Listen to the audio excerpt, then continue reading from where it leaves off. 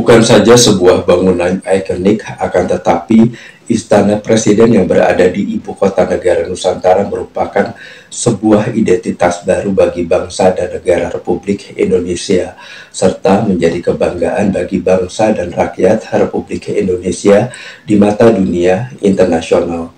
Bagaimanakah dengan progres pembangunan Istana Presiden yang berada di ibu kota negara Nusantara?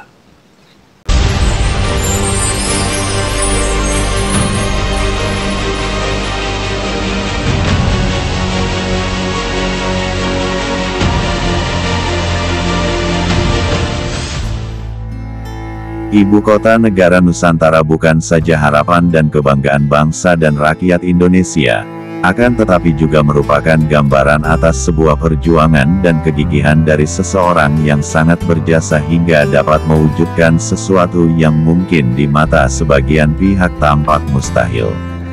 Bukankah cita-cita dan impian yang diwujudkan dengan kerja keras akan membuahkan hasil yang mungkin saja dapat membawa manfaat bagi khalayak dan mungkin saja akan membawa kemajuan besar bagi bangsa dan negara, khusus negara tercinta Republik Indonesia. Di penghujung masa jabatannya Presiden Republik Indonesia Bapak Insinyur Haji Joko Widodo merupakan sosok di balik itu semua. Prestasi yang sangat membanggakan bukan saja mewujudkan ibu kota baru untuk bangsa dan negara Republik Indonesia, akan tetapi juga serangkaian prestasi yang sangat brilian dalam membangun infrastruktur di berbagai daerah, yang mungkin dulu terabaikan. Inilah prestasi besar Bapak Presiden Insinyur Haji Joko Widodo. KCJB diresmikan beroperasi pada tanggal 2 Oktober tahun 2023 dengan nama WUS, Waktu Hemat, Operasi Optimal, Sistem Hebat. Kereta WUS memiliki 4 stasiun pemberhentian, yaitu Halim, Karawang, Padalarang, dan Tegaluar. Kabarnya, pemerintah akan melakukan perpanjangan rute kereta cepat ini hingga Surabaya.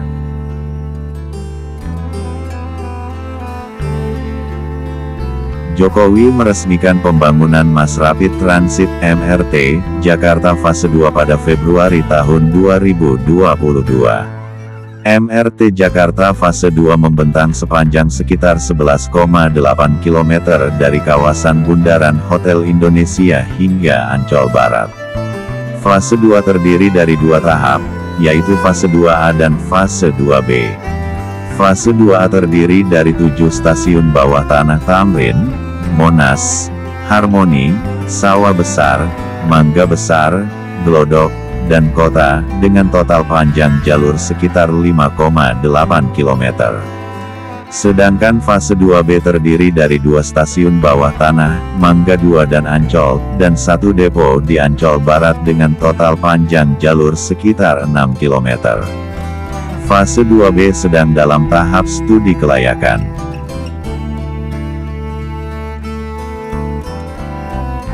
Pada tanggal 4 Agustus tahun 2023, Jokowi meresmikan Tol Ciawi-Sukabumi ruas Cigombong-Cibadak. Jalan tol itu tercatat sepanjang 11,9 km dengan anggaran 3,2 triliun rupiah.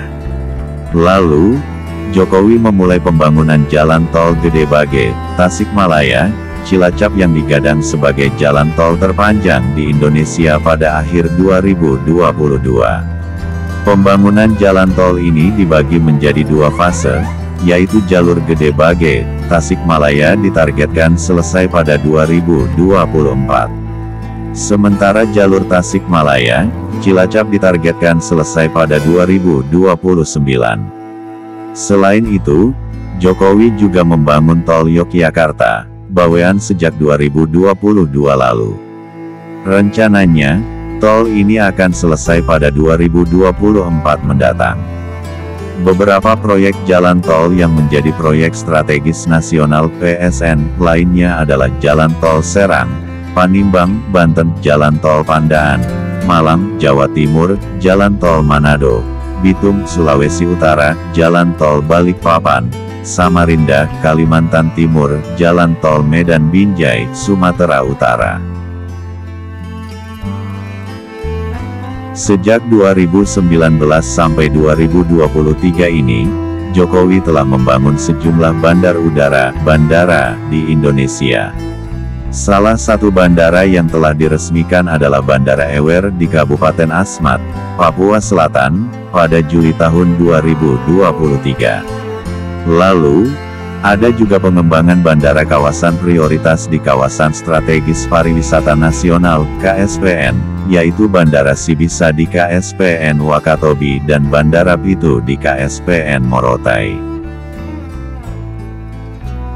Terdapat dua bendungan yang pecah rekor, yakni Bendungan Bener di Purworejo, Jawa Tengah dan Bendungan Semantok di Nganjuk, Jawa Timur. Bendungan Bener dibangun sejak Oktober tahun 2018 dan ditargetkan selesai akhir Desember tahun 2024. Bendungan ini akan menjadi bendungan tertinggi di Indonesia dengan tinggi 159 meter dan akan mengairi lahan pertanian hingga pembangkit listrik. Sementara itu, Bendungan Semantok sudah diresmikan Jokowi pada 2022 lalu. Bendungan ini menjadi bendungan terpanjang se-Asia Tenggara dengan panjang sekitar 18,19 km.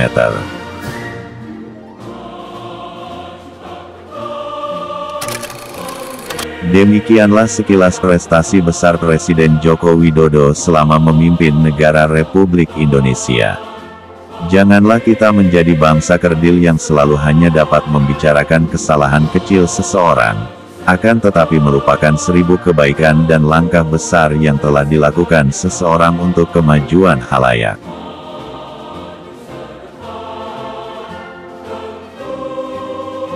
Terima kasih banyak dan hormat kami untuk Bapak Presiden Insinyur Haji Joko Widodo. Salam sehat dan sejahtera selalu.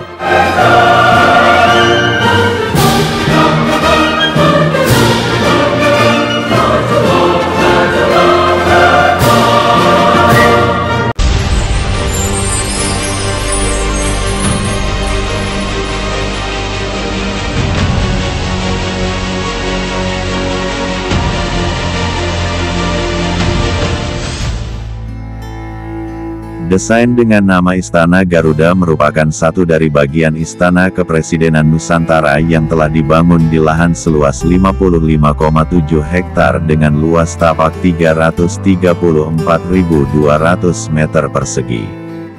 Bangunan ikonik karya dari Nyoman Nuarta, merupakan Istana Garuda yang dirancang sebagai sosok rumah yang berasosiasi pada burung Garuda.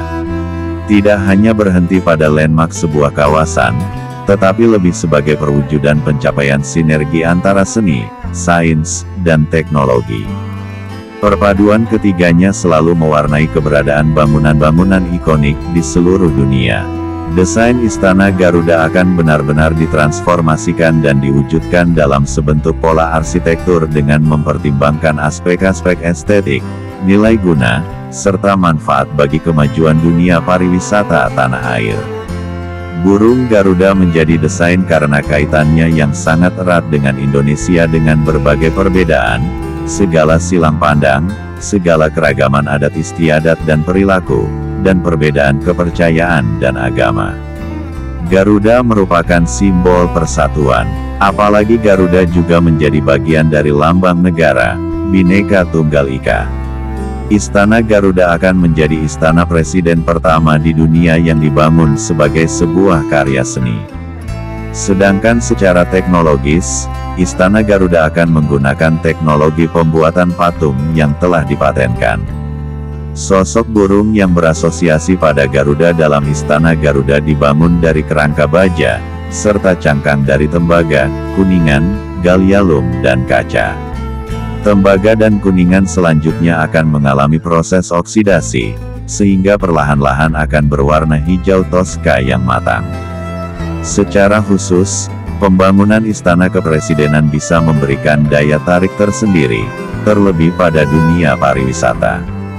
Dalam waktu bersamaan, daerah di sekitaran Kalimantan Timur akan turut bergerak, memberikan keleluasaan bagi masuknya industri pariwisata. Dengan demikian, Istana Garuda akan berdiri di garda paling depan untuk mengubah citra sebuah pulau, kosong, yang selama ini tidak disentuh oleh pembangunan. Semoga Istana Garuda benar-benar bisa menjadi rumah rakyat, tempat seluruh rakyat Indonesia meregup nilai-nilai keadaban dan perdamaian, serta persaudaraan dan persatuan, agar bangsa ini terus bertumbuh menjadi bangsa yang sehat, kuat, dan besar sepanjang masa.